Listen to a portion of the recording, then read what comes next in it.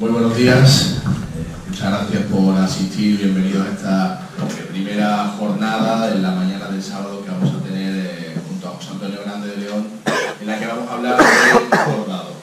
A partir de más o menos las 12 de la mañana hablaremos de mantillas, por lo tanto vamos a tener una mañana bastante completa.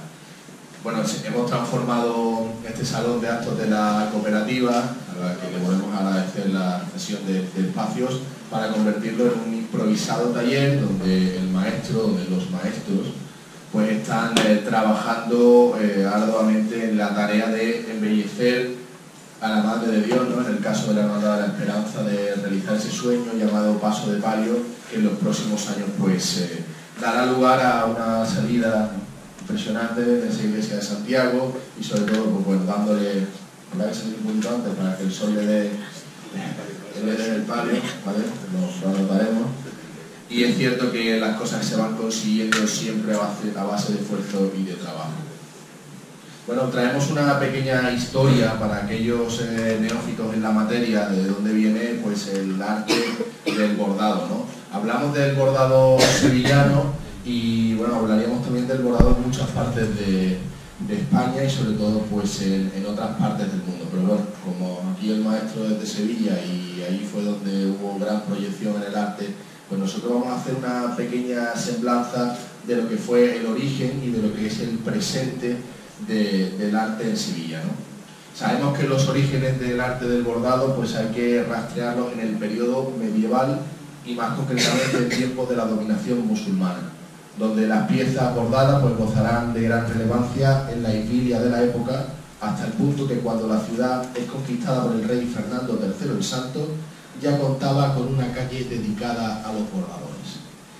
En los siglos XIII, XIV y XV vamos a constatar diversas técnicas de bordados, siendo muy frecuentes el recurso simbólico dentro de iconografías cristianas amparadas en el estilo gótico y muy influenciadas, como decimos, por el pasado musulmán y por las nuevas corrientes artísticas europeas provenientes de la pintura de Italia y de Flandes. Igualmente, en dicho periodo medieval va a profesionalizarse cada vez más el sector, existiendo varios tipos de bordadores cuyos talleres van a hacerse muy prolíficos a finales del siglo XIV. Hablamos del Renacimiento y hablamos porque se va a dar un hecho social y antropológicamente muy importante para el sector, con la incorporación masiva de mujeres a los talleres de bordados sevillanos, hecho a la postre que se consolidaría de tal manera que hoy día, siglos después, son numerosos los talleres hispalenses donde trabajan féminas. Estamos en el siglo XVI, donde la esplendorosa riqueza de las piezas bordadas, muy influenciadas ya por la pintura renacentista, harán que el bordado a nivel nacional viva una de sus épocas más gloriosas. A ello contribuirían las condiciones religiosas de la Contrarreforma en la segunda mitad de la centuria, y es a raíz del Concilio de Trento, entre 1545 y 1563, donde se va a promulgar definitivamente un culto a las imágenes que traerá como consecuencia un cambio en la piedad popular. Hablamos de Sevilla y esos cambios no solamente afectaron a los austeros cortejos penitenciales que se celebraban cada viernes de Cuaresma desde el Palacio de San Andrés hasta un pilar cercano a la Huerta de los Ángeles y posteriormente al humilladero de la Cruz del Campo, donde las imágenes van a sustituir a la cruz como protagonistas de esos cortejos, sino que también afectaron a las propias imágenes a las que con un afán absolutamente categorizador se les va a revestir de una aura celestial, convirtiéndose el bordado en un símbolo inequívoco de santidad, de divinidad, revirtiéndose de ese modo una situación en que las hermandades y cofradías hispalenses, pese al apogeo del sector del bordado, nunca habían recurrido a los talleres más que para ornamentar algún tipo de estandarte. La llegada del siglo de oro, la ciudad se sumerge en el mayor esplendor vivido hasta ahora en las artes. Los talleres de bordado no se van a escapar a esa etapa tan esplendorosa, auspiciada también por la espiritualidad de la época. Y es que conviene apuntar que con los dramáticos episodios provocados de manera cotidiana por la peste, los sevillanos van a buscar el consuelo en el cielo, siendo la religión el eje central de sus vidas. La piedad popular crecería a ritmos agigantados y es ahí donde vamos dando muestra de que tras las disposiciones del carácter cardenal Niño de Guevara haciendo estación de penitencia en las hermandades a la Santa Iglesia Catedral desde 1604, los encargos de bordados para estas corporaciones se van a consolidar como hechos ordinarios, si bien el descendimiento demográfico motivado por los altos índices de mortalidad harán que esos encargos decaigan, entrando en gremio en una apreciable crisis variada en parte por los encargos recibidos de otros puntos de España y sobre todo de América. Este periodo barroco conviene resaltar el tipo de ornamentación empleada por los bordadores para sus piezas, destacando las decoraciones vegetales, particularmente el empleo de rosas, lirios, jazmines o azucenas, en clara alusión a las virtudes de la Santísima Virgen María. Reputados bordadores de esta época serán Marcos de Arbe, Sebastián de Acosta, Diego López de Valdivieso, Juan Gómez de Valdivieso y Gaspar de Rúa. Por su parte, paradigmáticas piezas de ese periodo serán la saya de la Virgen del Voto de la Hermandad de Pasión, realizada en 1677 por Fructo García, el desaparecido palio de la Virgen del Mayor Dolor y Traspaso de la Hermandad del Gran Poder del mismo autor, y las bambalinas exteriores del Paso del Valle, que en hojilla de plata sobre terciopelo carmesí fueron bordadas para la desaparecida cofradía de la Antigua y Siete Dolores, estando considerada la pieza más notable de la época. ¿Entienden ahora cómo está el palio del Valle, no? Ya en la centuria dieciochesca, el arte del bordado continúa asentándose en la ciudad, siguiendo los esquemas ornamentales del siglo anterior, aunque combinados con el estilo rococó. En el siglo XVIII van a bordarse piezas de excepcional calidad en oro, plata y sedas, sobresaliendo el estandarte sobre terciopelo negro de la Hermandad de los Servitas, el estandarte sobre terciopelo rojo de la Hermandad de la Soledad de San Lorenzo, el sin pecado de la Hermandad del Cristo de la Fundación, el estandarte de la desaparecida Hermandad de Gloria de Nuestra Señora de la Esperanza, que hoy procesiona en la Hermandad del Beso de Judas, el guión sacramental de las 7 palabras y los estandartes sacramentales de las hermandades de San Bernardo y San Isidoro, por poner algunos ejemplos. Reputados bordadores del periodo clasicista serán José de Medina y Futimán, Juan de Pasadela y López, Bernardo Barbosa y Narciso Alaras. Y llegados al siglo XIX, el bordado sevillano experimenta su gran consolidación, asentándose definitivamente como un arte de excepcional calidad. En la primera mitad de la centuria destacarán los bordadores Juan Bautista Carrasco Almaraz, Bautista Carrasco Álvarez, las hermanas Zuloaga y también las hermanas Verdese, todos de clara influencia dieciochesca. Un hito en la historia del bordado de esa época será la confección de una túnica para nuestro Padre Jesús del Gran Poder a mitad de siglo, en concreto la túnica blanca, realizada en los talleres de Manuel María Ariza, quien igualmente recibe en 1845 el encargo de la conocida como túnica de los cuernos de la abundancia para la Hermandad de Pasión, y en 1863 el encargo del manto rojo de la Virgen del Rosario de San Vicente, que hoy día luce la Virgen de la Cabeza de la Hermandad de las 7 Palabras. En la segunda mitad del siglo XIX se abren los talleres conventuales de la Hermandad de las Hermanas Filipenses de Santa Isabel y de las Hermanas Trinitarias, así como los conocidos talleres de las Hermanas Granados, Elisa Rivera, Emilia Salvador, Consolación Sánchez, Joaquín Díaz Montero y Celestino Rodés. Pero por encima de todo destacarán 4 talleres. En primer lugar, el taller de las hermanas Antúnez, Ana y Josefa, sobre todo con los bordados para Nuestra Señora de la O, el manto para Nuestra Señora de los Remedios de la Hermandad de las 7 Palabras, una túnica en oro a realce sobre terciopelo con los bordados que realiza de las vestimentas del San Juan de la Hermandad de Pasión, el desaparecido techo de palio de Nuestra Señora de la Concepción de la Hermandad del Silencio, la túnica para Jesús Nazareno, también del Silencio, el manto de la Virgen de Loreto de la Hermandad de San Isidoro y el manto de la Virgen de Montserrat. En tercer lugar, el de la reputada bordadora Teresa del Castillo, que confecciona magistralmente la túnica de la corona de espinas para la Hermandad del Gran Poder en 1857, la túnica bordada de nuestro Padre Jesús con la cruz al hombro de la Hermandad del Valle, las vestiduras del Ministerio de la Carretería en 1891 y el manto de la Virgen de Villaviciosa de la Hermandad del Santo Entierro. Y en cuarto lugar, el archiconocido taller de Juan Manuel Rodríguez Ojeda, que producirá excepcionales piezas entre 1880 y 1931, siendo considerado a la postre como el mayor bordador de todos los tiempos. Y es que Juan Manuel Rodríguez Ojeda infligía a sus creaciones un sello tan particular que se acuñaría con el tiempo el término de estilo Juan Manuelino. Cabe destacar entre su producción el palio de la amargura, el desaparecido palio rojo de la Macarena y su manto camaronero, el atuendo de los armados, las bambalinas del palio y el manto de la Virgen de la Iniesta, la Virgen del Subterráneo, la Virgen del Dulce Nombre y la Virgen del Mayor Dolor y Traspaso, el palio de la Virgen de la Candelaria, la túnica de salida de nuestro Padre Jesús del desprecio de Herodes y la túnica y el mantolín de San Juan, ambos de la Hermandad de la Amargura, el palio de Madre de Dios de la Palma de la Hermandad del Cristo de Burgos, el techo del palio de la Virgen de las Lágrimas de la Hermandad de la Exaltación y una serie de mantos para distintas dolorosas que hoy son admiración de Sevilla, entre ellos el de la Amargura, el de la Presentación del Calvario y el de la Virgen del Valle. Póstumamente se ejecutaría el palio de la Virgen de la Encarnación de la Hermandad de San Benito, siguiendo su diseño. Adentrados con Juan Manuel Rodríguez Ojeda del siglo XX, hemos de decir que con este periodo irrumpe el regionalismo en el diseño de los bordados.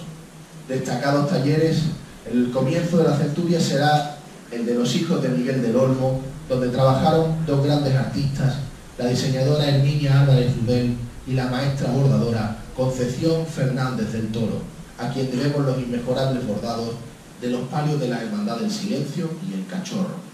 Por su cuenta, Concepción Fernández del Toro realizaría el extraordinario conjunto completo del palio de la Virgen del Socorro de la Hermandad del Amor.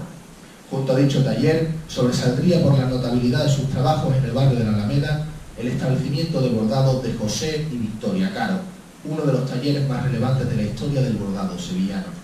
Dicho taller ha cambiado de denominaciones varias veces. Así, desde 1939, el taller pasó a llamarse Sobrinos de Caro. Desde 1961 se le conoció como el taller de Esperanza Elena Caro y desde 1983 se le denominó como Sobrinos de Esperanza Elena Caro, donde se ejecutaron obras significativas de nuestra Semana Santa, como los mantos de la Esperanza de Triana y la Caridad del Baratillo, los faldones y los respiraderos de Nuestra Señora de los Dolores de la Hermandad de las Penas de San Vicente, el manto de la Coronación de la Esperanza Macarena y los palios de Nuestra Señora de las Aguas de la Hermandad del Museo y Nuestra Señora de la Angustia de la Hermandad de los Estudiantes. Junto al taller de Caro irrumpirá con fuerza el conocido taller de las hermanas Martín Cruz, donde se bordaron las bocinas de la Hermandad de la Macarena, a cuya dolorosa bordaron una saya, igual que a la Esperanza de Triana, a la que realizaron saya y toca. Sin embargo, sus grandes trabajos los realizarían para la Hermandad de San Roque, destacando su saya de salida y toca para la Virgen de Gracia y Esperanza, así como en su techo de palio.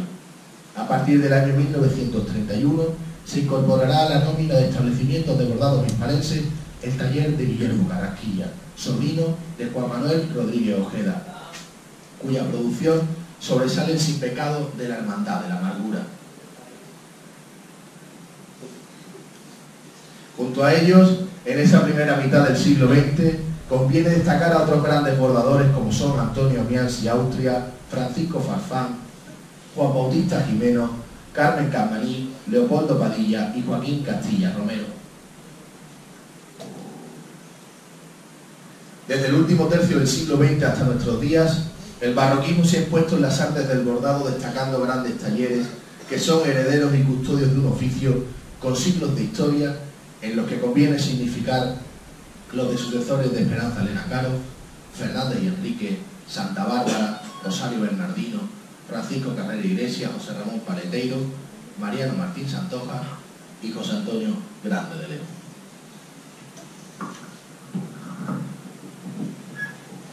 Hola, buenos días a todos. Buenos días a todos, muchas gracias por vuestra presencia, otra jornada más. Hemos querido empezar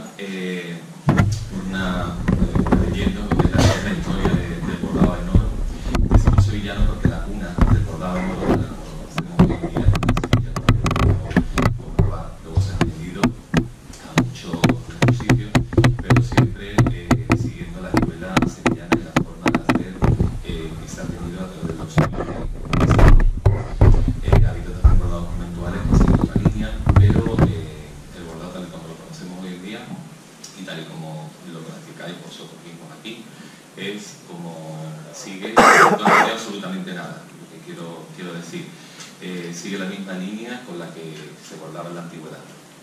Es la labor de la artesanía, mejor dicho, de cofrades, que menos ha cambiado, porque en otras se ha introducido la maquinaria, como en el mismo imaginero, en los carpinteros, en la orfebrería, con los troqueles.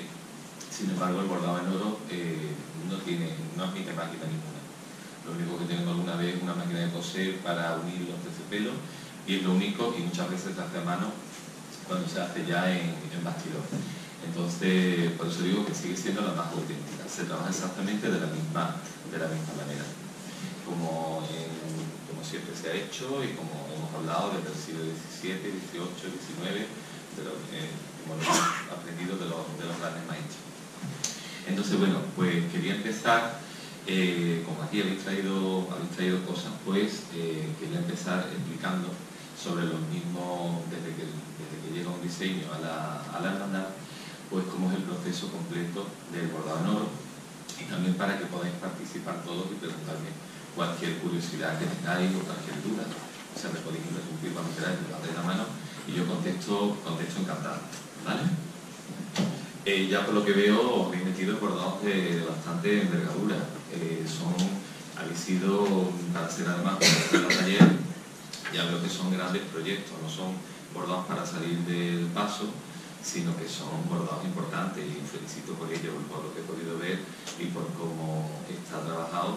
También tenéis un buen maestro, al que conozco hace muchos años, porque empezamos de hecho juntos en la Hermandad del Calvario. Éramos muy jovencitos los dos, ya cada uno después siguió su camino, pero es una base importante el tenerlo a él como maestro. Y luego habéis partido de un diseño de Sánchez de los Reyes, que es uno de los mejores diseñadores del momento. Entonces vamos a abrir el diseño, si te parece. Normalmente, cuando una hermandad encarga un diseño de taller, hay talleres que tienen su propio diseñador, o hay talleres que diseñan ellos, ¿no? Yo, por ejemplo, diseño yo, porque les digo que es una cosa que siempre me ha gustado muchísimo, salvo que la hermandad pues tenga algún diseñador propio o haya querido, como este es el caso, encargarlo a un diseñador profesional. Entonces, lo primero que se presenta normalmente es el boceto en pequeño formato, para que la hermandad se haga una idea de cómo va a ser el proyecto. Yo no sé si ustedes imagino que lo presentaría primero en pequeño, porque siempre te hace mucho más la idea del resultado y es más fácil, sirve más que nada para que la hermandad apruebe el boceto. Una vez que ya la hermandad lo ha aprobado, pues ya se pasa a tamaño real, a tamaño natural. Pues este es el tamaño natural, ¿no? ¿Qué va a tener? Sí. Este es el tamaño exacto. Entonces, una vez se pasa ya a tamaño natural, y en algunos casos se le da color, como en este caso, porque también se hace uno mucho más la idea de lo que va en perspectiva, de lo que va en oro. Una labor muy importante antes de empezar a bordar es el despiezar todo el diseño y el poner de qué va cada cosa. Eso es primordial en un diseño.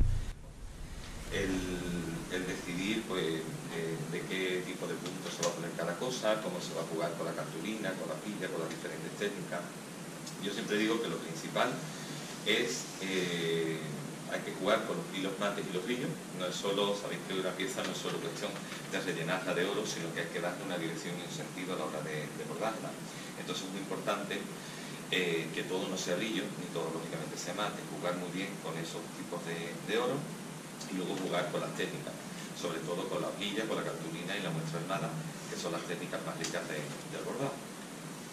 Y es lo que después le da los volúmenes y la riqueza. Por ejemplo, lo vemos después, este ya lo cerramos en un momento.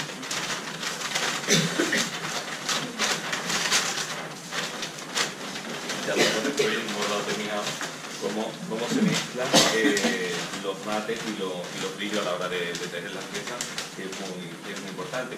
La escuela sevillana siempre se ha defendido mucho eso, y sobre todo hay un antes y un después de Juan Manuel por eso mismo. Por Juan Manuel, lo anterior a Juan Manuel, por supuesto, es magnífico, es maravilloso. Yo soy enamorado, por ejemplo, de los bordados del siglo XVIII espectaculares, y soy enamorado de los bordados del siglo XIX. Me gusta muchísimo el estilo decimonónico, ese romanticismo de piezas grandes, pero a la vez con mucha minuciosidad y mucho detalle.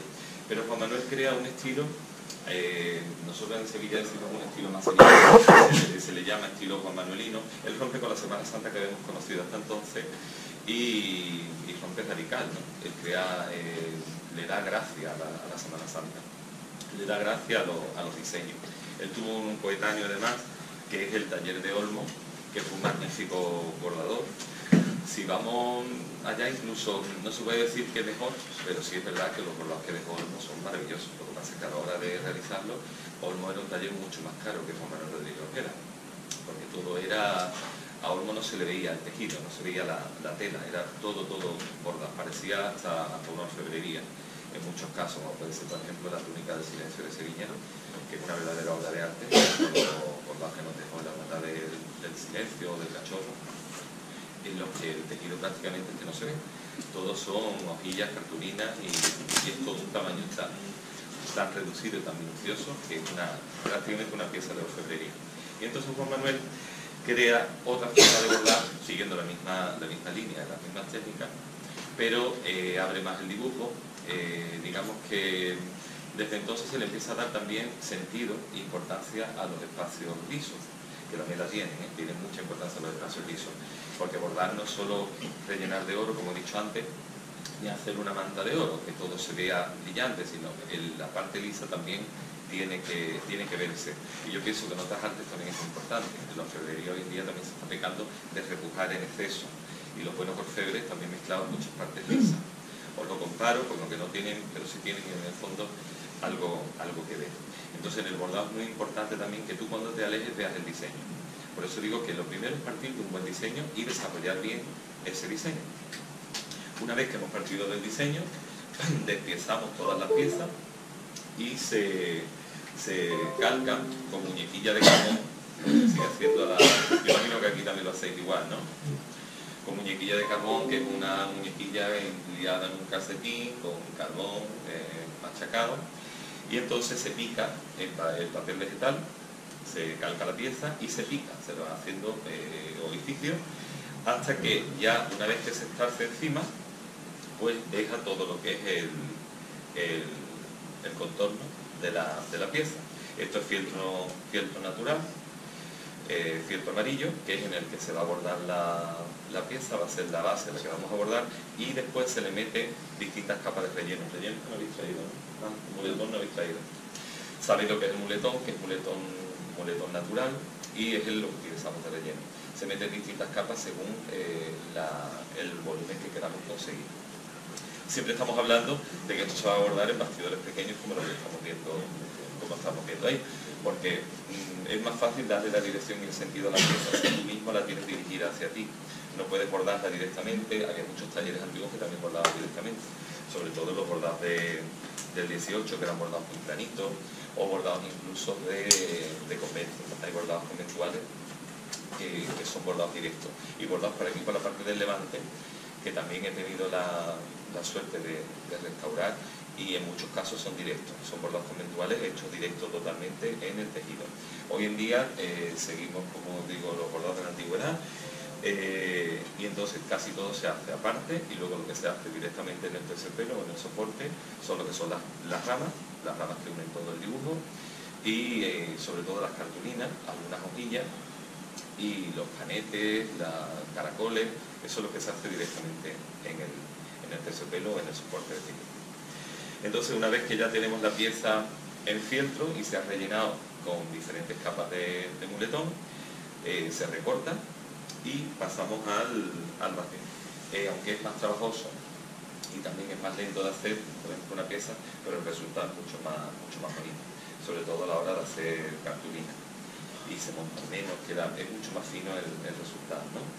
Entonces, sabéis que no se borda directamente del carrete, sino que se usan brocas que son piezas de madera que hace un tornero, en las que liamos el material doble.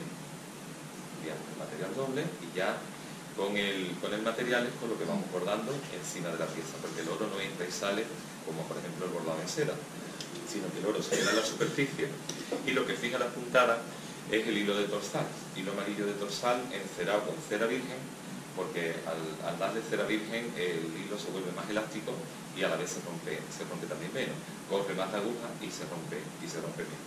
Por supuesto se borda con una mano arriba y otra abajo. Me imagino que ya la mayoría lo habréis conseguido. Al principio parece muy difícil conseguir dejar la mano abajo, pero después se consigue. Pero lo que te cuesta trabajo es tenerla que levantar cuando la tienes que levantar. Luego después aquí también tenemos un uso. El uso es bien grande, lo hay de distintos tamaños. A mí me gusta más recortadito porque se baila menos. Entonces le falta el cáncamo, que el cáncamo es donde vamos enganchando el hilo. Entonces con el uso hacemos el giraspe, lo que llamamos giraspe, que es el oro con la seda mezclada. Imagino que aquí le llamaréis también giraspe, ¿no? Entonces ese giraspe vamos poniéndolo junto con el hilo de... Entonces esto es más para perfilar. Entonces, por ejemplo, con algún color se pone o el hilo de color simple o doble si queremos darle que se vea más el tono de color, ¿no? Entonces lo vamos poniendo igual, tendría que colgar del cáncamo y ahora se baila sobre la pierna, y así se hace lo que son los giraspes. También se hacen los calabrotes.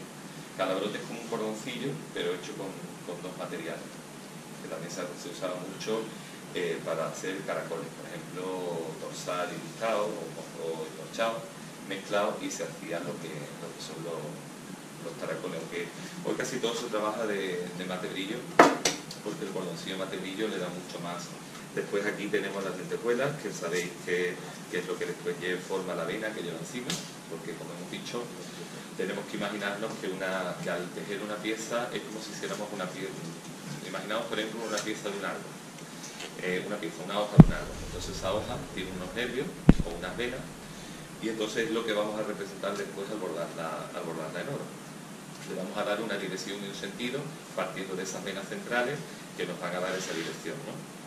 Sin una vena no se bordaría la dirección correcta. Veis por ahí muchos bordados en los que no hay dirección, en los que se borda recto, así no ha sido nunca el bordado noble.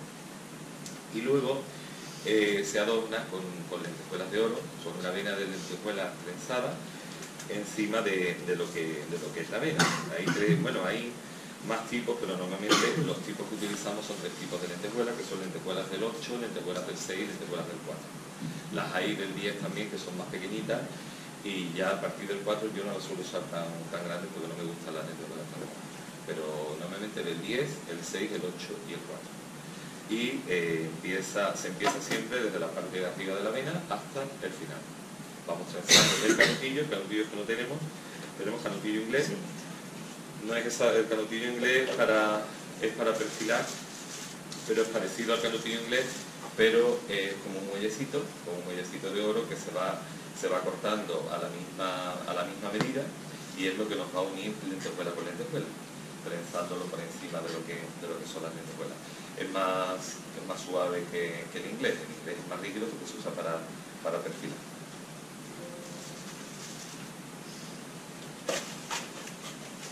Luego después también tenemos aquí la hojilla, que para mí es lo más bonito del bordado. Es una de las técnicas de las que hablábamos, de las técnicas más ricas del bordado, que son la hojilla, la cartulina, la muestronada.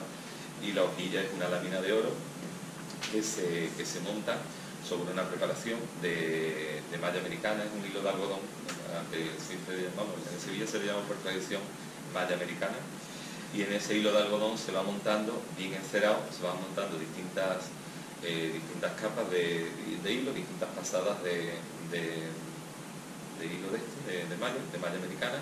Es muy bien encerada y es lo que nos da la base o la preparación de la hojilla. Y después la hojilla se va montando encima, por supuesto se lía también en una de las brocas, como hemos dicho, no se borda nunca directo, se lía el material en la broca y le vas dando la dirección, vas montando hasta que consigues que parezca una pieza metálica. Es que es lo más bonito y lo que después da el efecto más bonito de riqueza a una pieza. Y las cartulinas también, las cartulinas las explicaremos allí, que las cartulinas allí hay bastantes cartulinas para que lo veáis claro. Estos son distintas fornituras también que metemos al bordado, o mingos, que dan mucha vistosidad, son adornos, como tanto mingos como pedrerías, que después dan un efecto muy bonito ya a la hora de adornar en el TSP. Entonces aquí tenemos la pieza, como hemos dicho. La pieza está recortada de fieltro. Aquí no la habéis metido relleno, ¿no? No. a mí me gusta meterle por lo menos una capa porque la marca más la puntada. Más que nada, aunque no le metas mucho, porque no busques mucho volumen de momento, pero queda más bonita, marca mucho más el punto cuando lo haces por lo menos con un relleno. Y entonces veis la vena en el centro, que era lo que nos referíamos antes, y pues se le va dando lo que es la dirección a la hora de tejerla. Esta, por ejemplo, está hecha con moteado o granito, porque en fábrica es granito, pero popularmente se le dice moteado. Estas también están perfiladas, por ejemplo, con lentejuelas con un moteadito puesto por encima. En vez de canutillo se pueden también poner con moteado y perfilada también en moteado con lentejuelas. Y esto es una cartulina, esto es a lo que nos referíamos con la cartulina, que la base es un cartón, por eso de ahí el nombre de cartulina, y el trabajo es parecido al de la hojilla. Se va sobreponiendo el hilo lógicamente queda la superficie, como hemos dicho por detrás, solo quedan las puntadas amarillas. Aquí se ve la cantidad de puntadas que lleva cada pieza, que sabéis que son muchas. Y entonces se va montando lo que es la cartulina. Esta, por ejemplo, es alistada. Cartulina se puede hacer de muchos materiales, normalmente de liso o de muestra. A mí me gusta la muestra del 4 porque, como digo, es muy fina, como mucho la del 6, porque eran más bonitas trabajadas y más bonitas de la dirección. La del 8 ya la veo un poco gruesa. Y como digo, se puede hacer de muestras, se pueden hacer de moteado quedan muy bonitas también, se pueden hacer de aguas. Aguas es como un ondeado, también se le llama ondeado o aguas. Entonces también queda muy bonita, o se pueden hacer alistadas o mixtas, como es esta de aquí, que todavía el trabajo es más bonito. Entonces vas contando las pasadas que das de cada material y te vas pasando por abajo y el resultado pues es mezclado, es mucho más bonita. Luego aquí tenemos uno de los broches, aquí ya también hablamos de técnica, porque tenemos uno de los broches, dos de los broches que llevan las puntas de vuestro palio, que la verdad es que va a ser una maravilla el resultado final, viendo ya lo que lleváis. Lo que decía ayer, que lo pude hablar con Pedro, es que me estáis metiendo en un trabajo de envergadura, que lo lleváis muy bien, como he vuelto a decir, tenéis también muy buen maestro, ha sabido muy bien combinar lo que yo decía antes en el dibujo, el elegir lo que va de cartulina, lo que va tejido, jugar con los distintos tipos de hilo, que es muy importante, porque eso hay que verlo a la distancia que va y a la altura que va. No lo vamos a ver nunca tan cerca como lo estamos viendo ahora. Lo vamos a ver a una cierta altura y hay que combinar muy bien todos esos factores. Y luego, como os decía, pues están muy bien trabajadas todas las cartulinas, y eso que algunas tienen una forma complicada. Algunas tienen unos giros que son bastante complicados y hace que en algunos sitios pues se os monte el material. Creo que si trabajarais un material más fino, para vosotros sería más cómodo, aunque tardarais más y os quedaría más perfecto el resultado. Pero lo veo muy bien, lo veo muy bien y podéis estar contentos y muy satisfechos. Aquí, como veis, pues esto es una cartulina de moteado, esta cartulina es de liso o de muestra, esta cartulina también es de moteado o granito, no vaya a ser que no os quedéis con la palabra moteado. Esta también es de granito. Los cabos son tejidos, los cabos que unen las distintas piezas son tejidos, y aquí tenemos unas porritas de lentejuela. Luego los perfilados de color también le dan mucha vistosidad. Aquí falta la hojilla, que sé que la lleva en estas piezas de aquí, y esto es una pieza que después sobrepuesta, que va tejida aparte después de que lleva la malla, hay que dejarlo calado y ponerle la malla, que también tiene el gusto de verla, de esta señora, que es una verdadera maravilla. Una malla de bolillos espectacular. O sea que ahora montamos el bastidor, ya de grandes dimensiones, con la tela. Primero se monta en loneta blanca o muselina morena. En este caso se borda en amarillo porque se nota menos la puntada a la hora de recortarla, pero cuando montamos ya en grande usamos un tejido que es más rígido, tiene más fuerza. Y pegamos el tejido con almidón de canutillo. El almidón de canutillo, que sabéis que es lo que se usaba desde la antigüedad, también es muy antiguo. Se usaba para los trajes de flamenca y para los cuellos de las camisas y eso. Entonces se puede en una olla o en una cacerola, como se ha hecho siempre, un cazo, dependiendo de la cantidad que queramos hacer. Cuando ya lo tenemos templado, no se puede meter la mano recién hecho, pues pegamos lo que es la tela. Siempre se borda desde el centro. Imaginamos que tenemos, por ejemplo, esta saya en bastidor, siempre se borda desde el centro hacia los extremos. Entonces, cuando tenemos toda la tela pegada y ya la tenemos seca, pues colocamos el papel. Antiguamente también se hacían los dibujos, pero dejaban mucha mancha, dejaban mucho, y es fácil encontrarte bordados de los años 70, 80 o bordados del siglo XX, en los que te encuentras que se teñía también se utilizaban muñequillas de añil. Entonces el añil marcaba el terciopelo y esa marca después no había que la quitara. Entonces, desde hace unos años para acá, bueno, ya bastantes años, como de mediados de los años 20 o por ahí, utilizamos el mismo papel.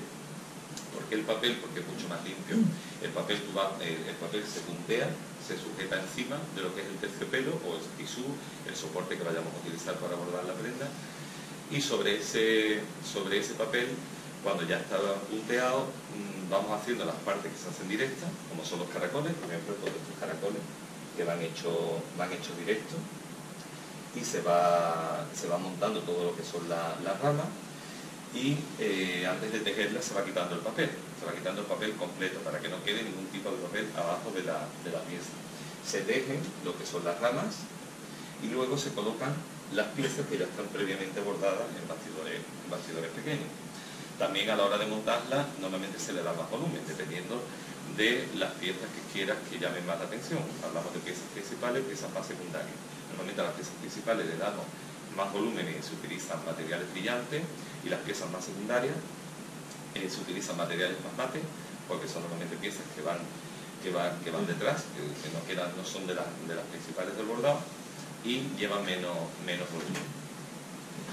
Y se quita todo el papel, se sujetan lo que son las piezas, se quita todo el papel, y ahora ya se perfila en oro. Dorsal de oro no has traído para el perfilado, no lo has traído, ¿no? El perfilado de oro ya sí se hace simple, también se utiliza una broca, y a mí me gusta mucho el dorsal de oro, creo que es lo que más bonito queda, porque el perfilado tiene que ser la unión de la pieza con el terciopelo. Entonces, mientras más fino sea, más bonito es el resultado. Y el dorsal le da una finura que no le dan otros materiales, como puede ser un cordoncillo más de brillo, o como puede ser un entorchado, ¿no? Y el entorchado se utiliza más para los bordados aplicados. Y el cordón de perfilar o el dorsal de perfilar es más fino. Y entonces ya vamos perfilando las piezas, como lo veis aquí, que están perfiladas con cordón. Como hemos hablado también, vamos con dorsal. Y el dorsal va muy liado, mientras más liado y más tirante, más bonito queda, para que no se vean no se noten las puntadas. Lo bonito es que la puntada quede escondida dentro del material y vaya muy tirante y que lleve muchas puntadas y muy tirante. Es como mejor quedan después los perfilados. Y las puntas o los picos también muy marcaditos, montados uno encima de otro y marcaditos. Y una vez que tenemos ya el centro, hay partes que se han hecho directas, como hablábamos también, lo que son las cartulinas, estas hojas de cartulina, aquí, todas estas, porque el trabajo queda mucho más bonito y después no necesita perfilado. Si lo hubiéramos hecho parte, sí necesitaría después lo que es el tapar esa unión, ¿no? El tapar esa unión de lo que siempre queda, esa rebaba que queda debajo del bordado, que por muy bien que disimule, después tendríamos que perfilarla. Entonces, haciéndolo directo no tenemos por qué. Una vez que ya hemos bordado todo el centro, se da por terminado y se sigue abriendo hacia los extremos. Se vuelve a abrir el bastidor, se sigue pegando la tela hacia los extremos y seguimos con lo mismo. Vamos punteando el papel, vamos abriendo el papel, punteamos el papel, volvemos a montar cabos, hacemos caracoles, quitamos papel, se tejen y se van colocando las piezas. Así sucesivamente, y como imaginaron, en este caso estamos hablando de un bordado que no es muy grande, pero cuando es un manto de salida, pues tenemos también que ir empalmando los distintos terciopelos. La calle central, la hemos pegado lo primero, y después tenemos que pegar otras tiradas de terciopelo desde a todo lo largo del bastidor, y hay que unirlo también a mano. Por eso decía que en el bordado en oro la verdad es que la máquina se usa para muy poco. No hay, todo es completamente manual. Y luego, una vez que se da la pieza ya por terminada, hay que fijar las puntadas por detrás, igual que hicimos allí cuando terminamos lo que es el tejido de pieza, pues volvemos a almidonar para fijar las puntadas y también para que el bordado pues tenga mucho más cuerpo a la hora de colocárselo a la imagen. Se almidona y se confecciona, y ese es el final del bordado. Lo mismo si estamos hablando de una saya, como este es el caso, como un estandarte, como una bandera o como un manto de salida. Siempre es el mismo proceso. Ahora me gustaría que me preguntarais, cualquier duda que tengáis, cualquier cosa, curiosidad, ahora podéis aprovechar para... no sé si lo has dicho antes. ¿Puedes almidonar el bastidor con las piezas y luego la tela y luego ya al final? ¿O solo el soporte? Se almidona cuando se da por terminado aquí, se almidona por detrás, esta encima no lo dije, para fijar las puntadas. No puedes recortar sin almidonar porque se te levantaría todo, se te deshilacharía todo lo que es el tejido amarillo. Entonces tienes que almidonar, recortar y luego cuando des por terminado el trabajo se vuelve a almidonar por detrás. ¿Y es mejor almidonar por partes el soporte o todo Depende. Hay veces que cuando se hace de tisú sí se almidona entero. Pero normalmente se va almidonando por partes, porque el superior no lo puedes guiar almidonado porque se te señalaría entero. Siempre vas almidonando lo que vas bordando. ¿Alguna duda? Venga, preguntarme. No os quedéis con yo sé que hay muchos bordadores que todos dedican a esto, que muchas de las cosas que he explicado las sabéis, pero... Explica la muestra armada. La muestra armada. La preparación es fieltro amarillo, como hemos dicho antes, hecho sacado lo que es la plantilla, se ha estarcido igual, se estarce sobre el fieltro amarillo y veis que va formando aquí como si fueran unos triángulos. Se van utilizando diferentes dibujos. Este es un caso, los hay que tienen lo que son panetes, los hay de distintas formas, lo que son líneas geométricas, ¿no? Lleva un dibujo geométrico y ese dibujo geométrico va hecho con cartulina. Se utiliza una cartulina que le llamamos cartulina catalana. Es una cartulina más fina que el cartón que se usa para bordar las cartulinas y también se estarce para sacar lo que es la plantilla y se va montando encima. Y una vez que lo tienes completamente montado y preparado todo, es cuando, bueno, aparte lo primero que se hace de todo es la hojilla. Estamos hablando de que la hojilla es lo primero porque va montada encima de la muestra armada. Hacemos primero la hojilla con la malla americana, como decíamos, con distintos números de pasadas y muy encerado. Intentamos que quede lo más tirante posible y que no haga bultos.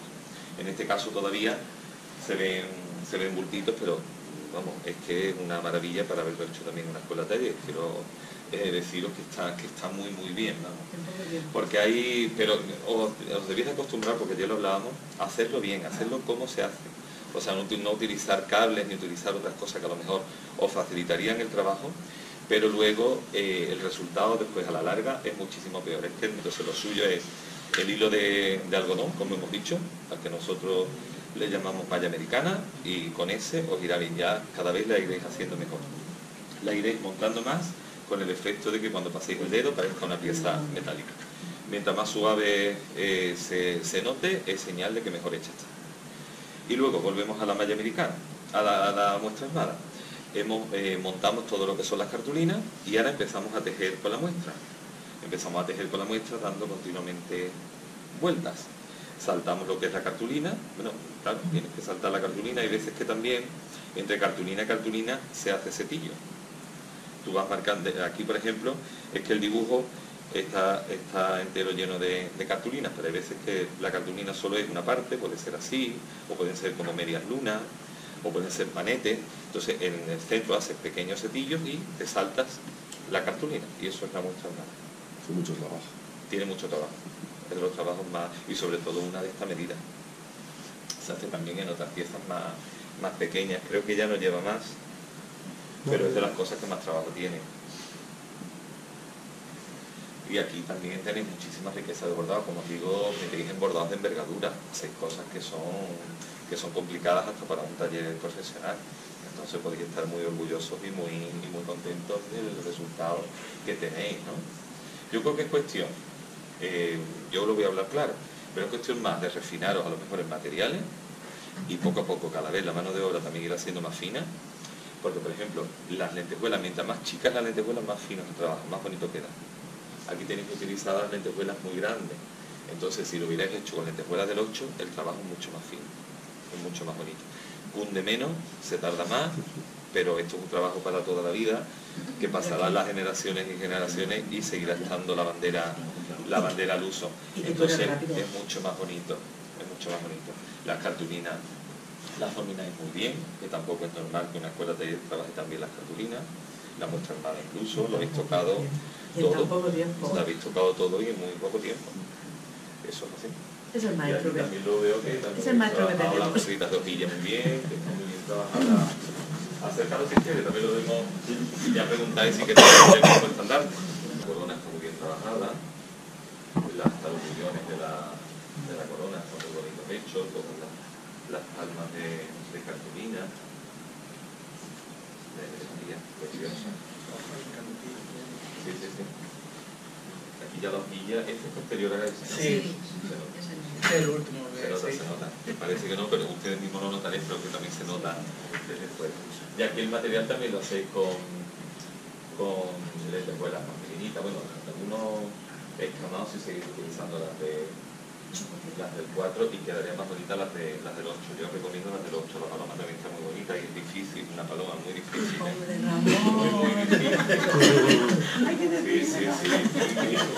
Muy difícil. Muy difícil, porque incluso cuando encargan una paloma no siempre salen las palomas bonitas de cara y hay bordados de muchísimos talleres profesionales y conocidos que las palomas de bonitas no tienen nada. También están muy bonitas las alas del ángel, todas las alas de hojilla, hecho un trabajo complicado porque va entrelazado lo que son los rayos de cartulina con las borditas de hojilla. O sea, que metéis en trabajos de bastante envergadura, la seda que también la tocáis. En general es muy buen trabajo, y vamos, muy bonito y atrevido porque es un trabajo importante, ¿no? Bueno, pues preguntad lo que queráis, ahora que tenemos esta pieza delante, si tenéis alguna duda o alguna cosa que se haya explicado diferente, como lo soléis trabajar vosotros.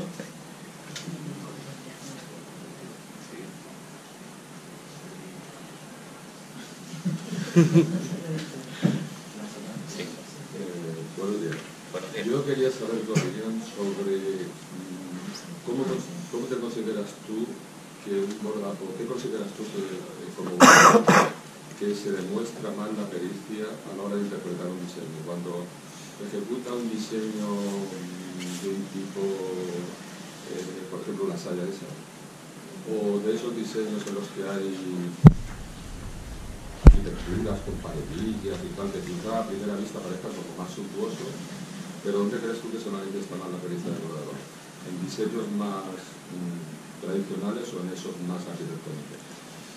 Yo creo que en todos, lo que pasa es que el más arquitectónico es como mucho más vistoso. Es más vistoso ver los trabajos con mucho volumen, por ejemplo, como hemos visto toda esta parte, es mucho más efectista el trabajo. Puede estar impecablemente hecho en un trabajo como en otro. Lo que pasa es que es más efectista y más llama mucho más la atención y luce más. Y luce más el bordado sobre un diseño con arquitectura y con líneas que además que te pidan eso, cartulinas, hojillas y muestras armadas. No, yo me refiero a paredillas y cosas así. Sí. Molduras, imitando molduras Ya eso depende del estilo de cada hermandad también. Me refiero, por ejemplo, al estandarte de la Macarena del Rocío. Sí.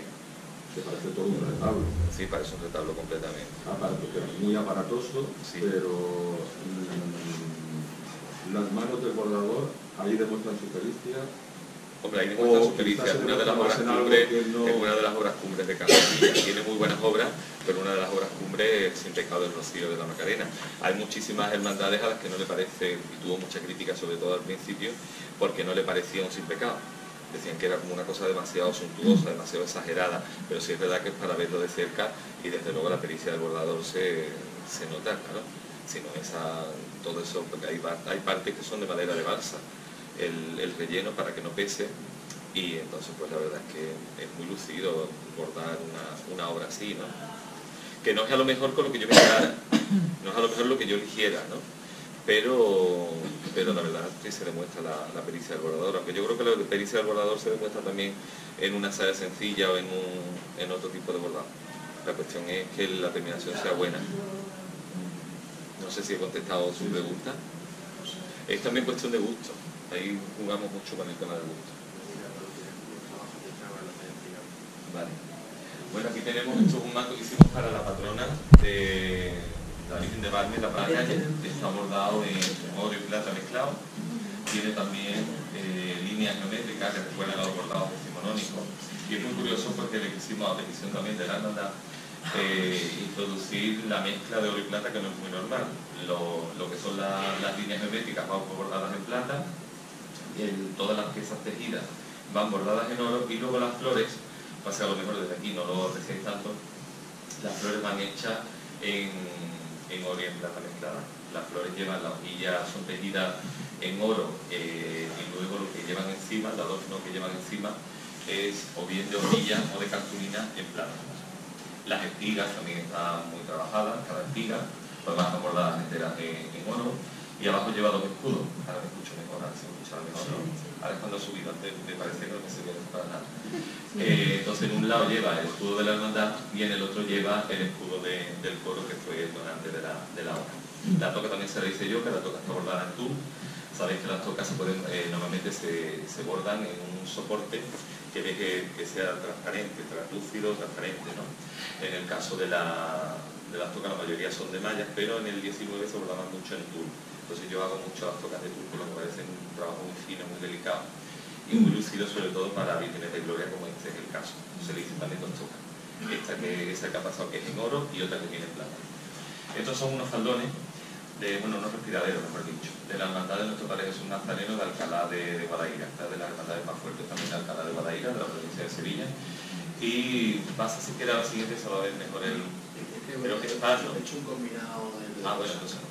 Entonces, si os fijáis, pues mezcla el terciopelo, las ventanas para que los costaleros pues, puedan respirar, hechas en malla de oro, de bolillo, pues esa malla también es de bolillo.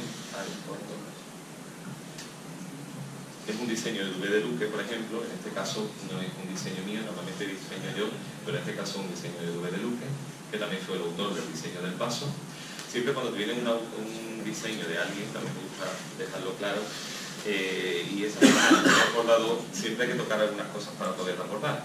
Bueno, como decíamos, una pieza que va en una dirección y un sentido, entonces hay pequeños detalles que tú no notas después a simple vista, pero que se han tenido que tocar, a lo mejor algunos picos de algunas piezas, para poderle dar la dirección correcta. Claro, todo no se puede guardar. Todo lo que te trae no se puede guardar. Y si la persona no está acostumbrada a diseñar, te traen cada patata, vamos. Como te digo, no es que alguien es aficionado a dibujar y tenemos un primer proyecto, si tú cuando lo pones por delante te echas a temblar. Te echas a temblar y hay hermandades que lo saben comprender. Lógicamente, las hermandades son muy susceptibles de que tú le digas que el diseño no vale nada. Pero hay que llevártelo a tu terreno, explicarles que se puede mejorar, que basándonos en la idea que traen, se puede mejorar esa idea, se puede incorporar algo que recuerde a ese diseño, o hay piezas que hay que tocar, ¿no? Que encuentras un poco de todo. Pero la mayoría de las hermandades, cuando vienen a un taller y no traen un diseño de un profesional, se dejan aconsejar y te piden el diseño tuyo.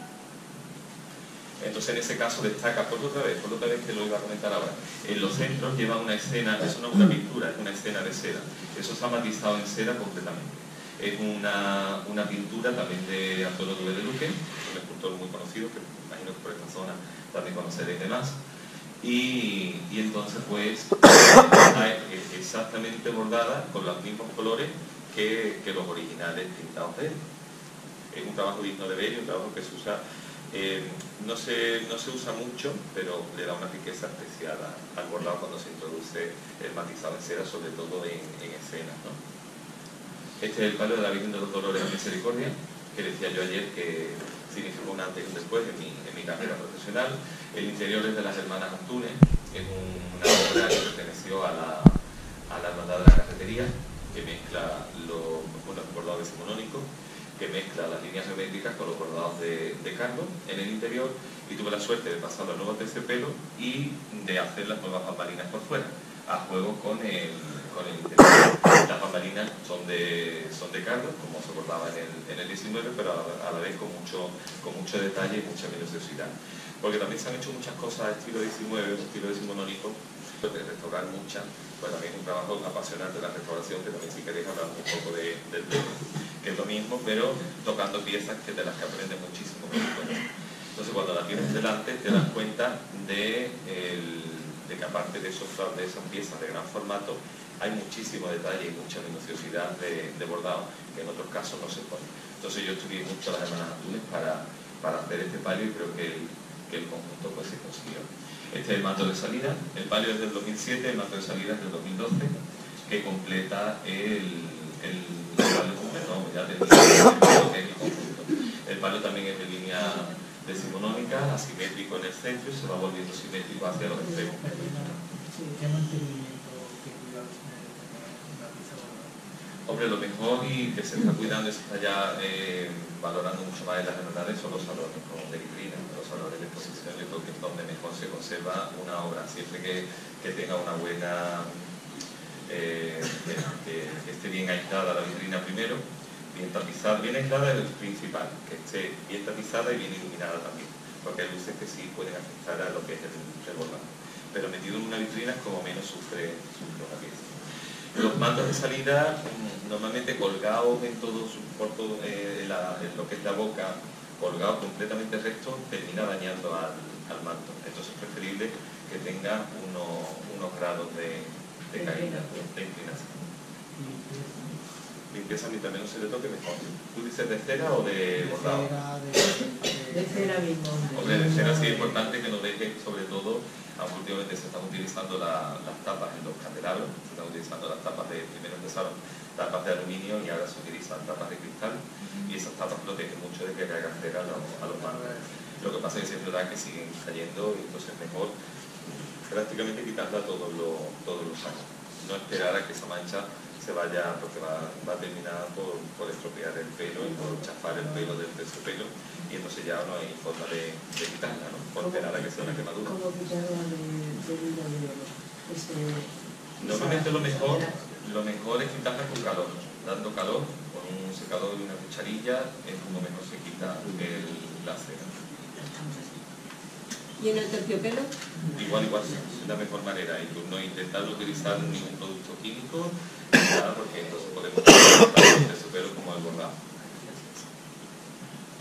Este es otro palio que tenemos en Algeciras, tenemos el palio completo, bordamos las bambalinas exteriores, las interiores del techo de palio, la sella de salida y la toca.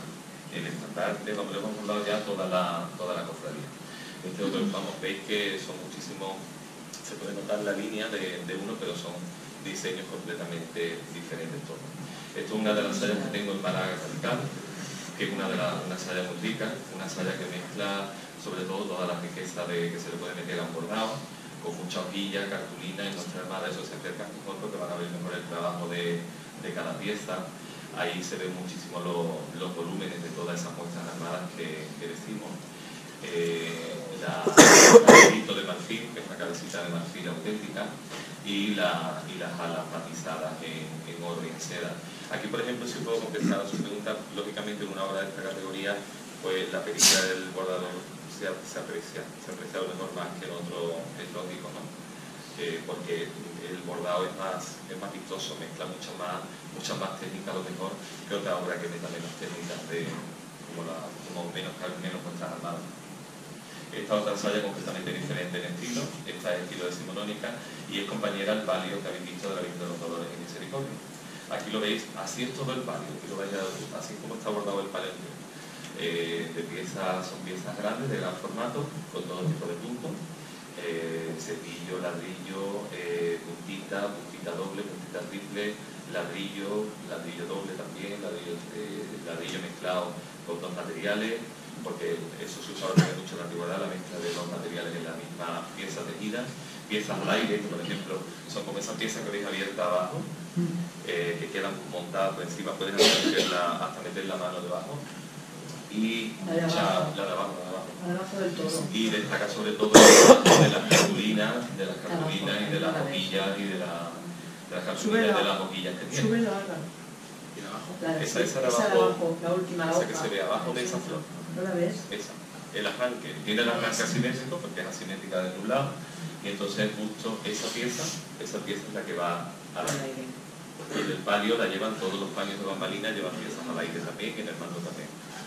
Esta es la saya de la Virgen de la saya de salida, de la Virgen del Socorro, de la Hermandad del Amor de Sevilla. Esta también es otra saya la que he podido lucir porque aquí quise recrear el manto de salida de la Dolorosa, que la Virgen tiene un palio magnífico de Concepción Fernández del Toro, que antes ha hablado Álvaro de esta bordadora, una de las mejores bordadoras que ha tenido Sevilla, y tiene la peculiaridad de que no tiene ni una sola lentejuela. Todo es hojilla, cartulina y nuestra hermana, no hay una sola lentejuela. Entonces los brillos son a base de hojilla. Y todas las venas van hechas en hojilla. Sigue todo su palio y diseño de cualquier cartilla.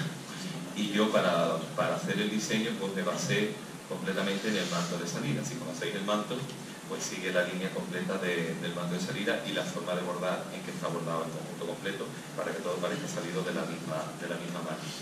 Este es el Sin Pecado de la Puebla del Sin Pecado del Rocío, de la Puebla del Río. Este estaba en muy mal estado y entonces pues decidieron al final hacerlo nuevo. Fue una copia mejorada del original, bueno, bastante mejorada, pero recuerda al original pues a petición de la hermandad. Está bordado en tisú verde muy clarito, y también tiene todo tipo de técnicas de bordado. Y lo que lleva la Virgen por detrás es una decoración toda hecha a base de canutillo, cordoncillo y canutillo. Estos son dos piezas muy curiosas, que imagino que para que también están un poco vistas. Esto tampoco es de la zona nuestra, sino más de la parte de Huelva, que son dos sudarios de cruz, porque las cruces son las hermandades más fuertes de los pueblos, sobre todo, como digo, de la parte de Huelva. Y entonces ellos no procesionan imágenes, sino procesionan la cruz, y lo que es el sudario de cruz va bordado entero en oro. Para esta hermandad he hecho dos. Este que está bordado entero en una malla de bolillo, bordado a dos caras, bordado completo como si fuera un panel, bordado a dos caras, pesa muchísimo. Porque nada más claro, en estar bordado, imaginaros lo bordado a dos caras lo que pesa. Y también pues mezcla todo lo bueno que se le puede meter a bordado. Hojilla, cartulina, muestra armada, muchas escamas de lentejuela, pedrería de cristal, todo lo bueno. Y después se le hizo uno más adelante, que no sé si estará que es parecido, pero tiene otro diseño completamente diferente. Este está bordado sobre tisú de plata y tiene ya jarrones, tiene lazadas y guirnaldas y flores de colores. Flores de cartulina y hojilla que mezclan también los bordados, mezclan también las tonalidades de color. Vamos a poner el de la exposición. Y allí pues he puesto lo más significativo de todos los trabajos que he realizado en estos años para Sevilla capital y la provincia, para Huelva, para Cádiz y para Málaga. Entonces ahora vais a ver un vídeo que hicieron y vais a ver la exposición para los que no hayáis podido ver. Este no se puso ayer. Sí. Entonces este no es el de Javi Jiménez. El de Javi Jiménez se te mandó a ti. Sí. El de Javi Jiménez lo tiene usted. Yo te decía el de Javi Jiménez que solo hace la restaurarla. ¿Qué pasos hay que seguir? Y sobre todo cómo se tienen que limpiar las piezas que se restauran. Mira, los pasos a seguir a la hora de cuando llega un trabajo de restauración al taller, un porcentaje muy alto de piezas nuevas porque las piezas están en muy mal estado. Pero, y se han hecho muchas barbaridades también, ¿no? A lo largo de la historia, Ha habido pasados que es preferible dejar en la vitrina y hacer una copia a pasarlos cuando después va a hacer el 90% de las piezas nuevas. Me parece un verdadero crimen, porque ahí se pierde la obra de Juan Manuel o se pierde la obra de las Antunes. Hay que ser muy legal con eso, ¿no? A mí por lo menos me gusta ser muy legal con eso. Entonces cuando llega a tus manos, lo primero que tienes que hacer es sacar el dibujo exacto de la obra que tienes delante, el papel vegetal continuo. Sabéis que el papel vegetal, los rollos del papel vegetal se ponen encima del dibujo. Bueno, primero se le da una primera limpieza porque hay algunas veces que llegan en unos estados en que que están tan oscuros que la verdad es que no se podría ni calcar, ¿no? Entonces cuando le das una primera limpieza se calca en papel vegetal continuo y ya pues después se entinta ese dibujo. Primero se calca a lápiz y después se entinta el dibujo, y después ya el proceso es el mismo. Hay que desmontar, una vez que se tiene ya el dibujo, se desmontan todas las piezas. Hay piezas que se pueden restaurar directamente en el tejido, pero son las menos, y la mayoría pues se restauran aparte, se restauran en bastidores pequeños de estas medidas, porque restaurarlas es eliminar las pasadas que tengan en mal estado, que tengan hilos saltados, que son muchas. Tienes por delante una restauración, es muy normal que esas piezas tengan muchos hilos saltados. Entonces eliminas esos hilos saltados y se rellenan de oro de la misma calidad y tipo del original hasta que se rehace la pieza de nuevo. Luego se adorna otra vez con su vena de lentejuelas, que normalmente, como la mayoría de las piezas, lo que traen, y después el proceso es el mismo. Ya el proceso es almidonarlas por detrás para que se fijen las puntadas y ya pasarla al soporte definitivo, que puede ser el que sea, y el perfilado ya se hace igual que en un bordado nuevo, y siempre adaptándolo a como venía. Tampoco te puedes inventar una obra. Si venía perfilada de una manera, lo normal es que se siga haciendo de la misma manera en que fue concebida la obra. ¿Y hay algún tratamiento para el hilo para adecuarlo a color del antiguo? No, hay algunos bordadores que han teñido el oro, pero me parece un verdadero crimen. Pues teñir el oro, echando de pudé, a veces cargarte el material. Yo no tiño absolutamente nada. En todo caso, sí le puedes quitar intensidad al oro, pero eso no es, esto es todo lo contrario. Pero cuando tú a ese oro lo has limpiado bien de antemano, le metes el oro nuevo y ya le metes la vena de lentejuelas y el perfilado, eso no se nota tanto lo que es además la restauración siempre se tiene que notar. Una restauración misma de un mosaico, de un azulejo, en una pared, tú las partes que han perforado las notas, igual en el bordado. Y eso se va al cabo de unos años se va matizando. Perdona, sigue si quieres y terminas tú. No, era por el tema de la limpieza de las piezas. O sea, cuando llega una pieza, la desmonta del soporte, y cómo se limpian para poder quitarle... El tema de la limpieza de la pieza sí es una cosa secreta que cada taller utiliza, eso no lo voy a decir. Lo siento en el alma, pero me ha costado muchos años. No es una cosa que cada taller utiliza, no se utiliza, por supuesto, nada químico, y siempre es muy importante las de limpieza. Todos no se limpian con lo mismo, eso sí te lo voy a decir. O sea, no tenemos un producto mágico que lo limpie todo de maravilla. Cuando tienes la pieza antigua delante, tú tienes que hacer catas de limpieza en alguna pieza más secundaria para ver cómo responde ese material, para ver cómo responde el oro. Entonces hay veces que sale mejor de una manera o de otra, pero siempre productos naturales que no afecten en nada al hilo de oro, porque te lo puedes cargar, lo puedes quemar. Nada puede ser químico. Pero te voy a contestar a este señor. Venga, digamos. Lo que parte habías contestado a la pregunta era en el sentido de la restauración. Por ejemplo, en la arquitectura o en pintura o en frescos, lo restaurado a propósito sí. Se hace más claro, para que resalte el original de lo restaurado. Sí. En el bordado, si se seguía el mismo criterio o era al revés, era el intentar... No, destaca un poco más porque claro, lógicamente el oro está más brillante, pero vamos, se nota perfectamente lo que es restaurado de lo que es antiguo. ¿Los criterios de restauración van porque se note perfectamente lo restaurado para apreciar el original o para integrarlo y que se note lo menos posible? No, normalmente se tiene que notar. Si sigues las pautas de restauración se debe de notar. Lo que pasa es que, bueno, intentamos que tampoco sea una cosa excesiva. No es exactamente como decimos cuando se hace un mosaico o algo, siempre es al revés. Siempre la parte restaurada es más clara que el original para que destaque el original. Pero en el caso del oro, yo lo he comparado Porque es lógico que se note, pero no es exacto a una restauración de un mural, por ejemplo. Esto es una restauración de un manto de Juan Manuel Rodríguez. Aquí, por ejemplo, nos encontramos una obra que, como he dicho, pues estaba en muy malas condiciones porque además una virgen que lo saca con ráfaga, y sabéis que las ráfagas de orfebrería pues terminan estropeando mucho y rajando mucho el terciopelo, sobre todo en la parte superior. Entonces el proceso se hizo de la manera que lo explicamos.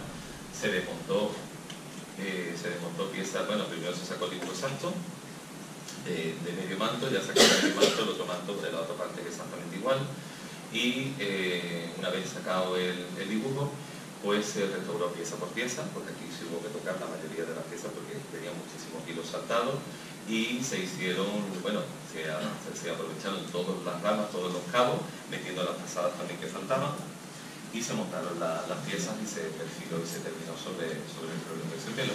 Aquí, por ejemplo, vemos el secreto de Juan Manuel, que es que te alejas y el diseño es maravilloso. El diseño ves mucho el diseño, se juega mucho con los espacios, ¿no? Es que el tema de la limpieza, voy a explicarte un poco por qué no lo decimos, porque el tema de la limpieza es un secreto, vamos, eso es como el secreto de Fátima. En cada taller, no te puedes imaginar. Eso es. Entonces cuesta mucho trabajo y muchos años el conseguir encontrar algo que limpie el oro y que además no le haga daño únicamente, ¿no? Y eso es que no se dice, ¿no? Es que no lo dice nadie. Porque yo estuve, por ejemplo, en el taller de Caro y vamos, yo he limpiado, pero cuesta mucho trabajo que te digan lo que sea, cada taller pues tiene su propia forma de hacerlo. El tema de la evolución. Ahora hay una empresa también, perdona, Cirta, que es la restauración de tejido, que para eso son maravillosos, y también limpian la cera, y ese es el cuarto secreto de Fátima. No te enterarás, pues yo otros talleres a lo mejor no te hubieran dicho ni lo del secador, pero el secador me parece una cosa que además es lo más normal y prácticamente el 90% de las hermandades lo hace de esa manera. Entonces por eso no me importa contestarte. Pero que allí tampoco te dirían, vamos, con qué lo limpian. Y ya el Instituto Andaluz de Patrimonio, para nada. ¿Vale? Una pregunta. El tema de la evolución del bordado, Sí. ¿vale? Es decir, el bordado tiene un retroceso hacia detrás y me ha puesto un poco al barroco y a toda esa etapa. Pues se están viendo ahora una serie de bordadores que están innovando en el tema del bordado, a lo mejor con más profundidad, con otro concepto de utilizar más cartulina, utilizar más hojilla, o incluso la utilización de piezas de madera para forrarlas y hacer una serie de estructuras. ¿Tú cómo ves esa evolución? Es decir, ¿hacia dónde piensas que puede ir el bordado ahora? Hombre, yo creo que ¿Seguiremos todavía aquí en este un poco estancamiento en el que se ha quedado el bordado? yo creo que ahora mismo no vive una etapa de estancamiento, todo lo contrario, está en pleno florecimiento, porque si miramos atrás, en los años 70 y 80 había dos talleres en Sevilla, hablo de Sevilla, pero que fuera tampoco había nada, fuera bordaban todos los conventos y no bordaba nadie. Entonces en Sevilla estaba el taller de Esperanza Elena Caro y estaba el taller de Carrasquilla, y bueno, también bordaba Leopoldo Padilla, pero ya talleres un poco más secundarios y además no talleres de mucha fama ni de mucha importancia, y fuera no había nada, todo venía a Sevilla.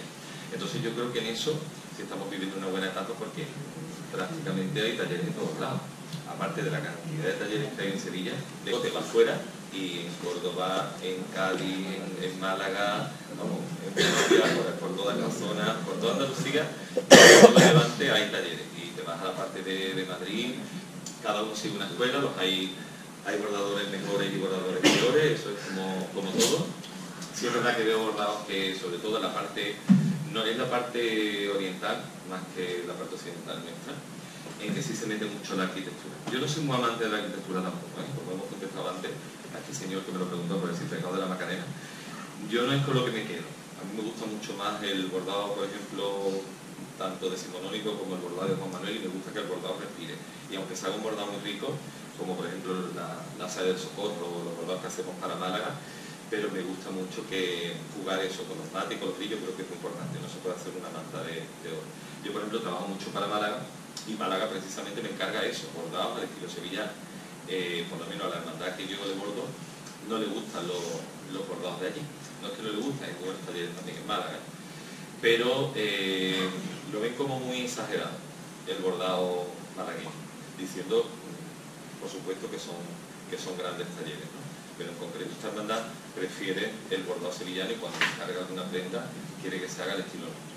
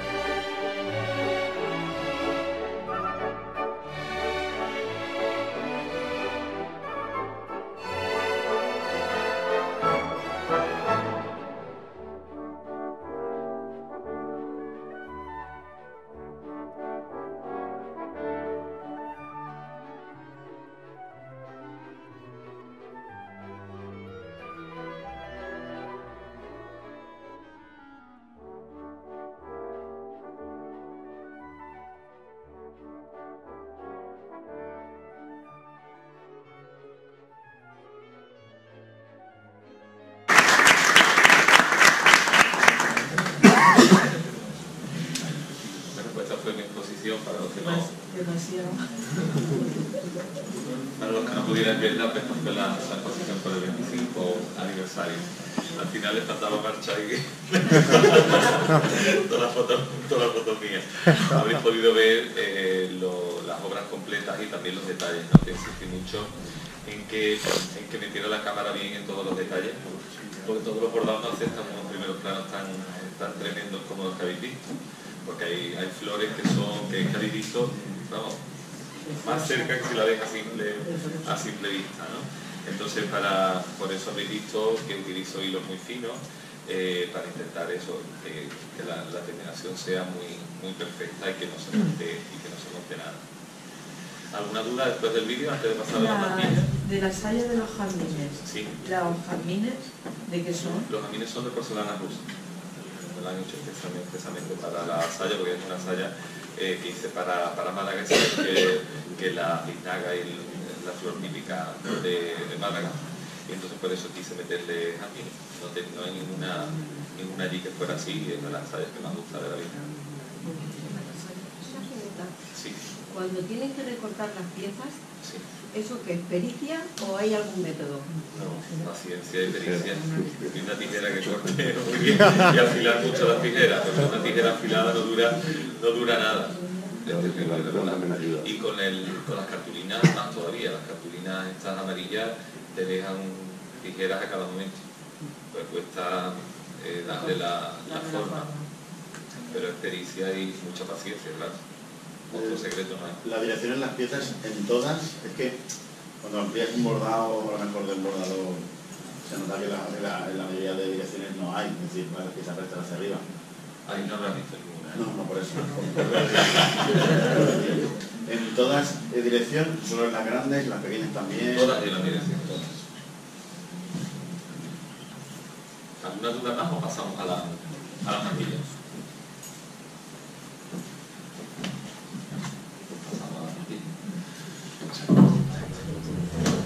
Sí.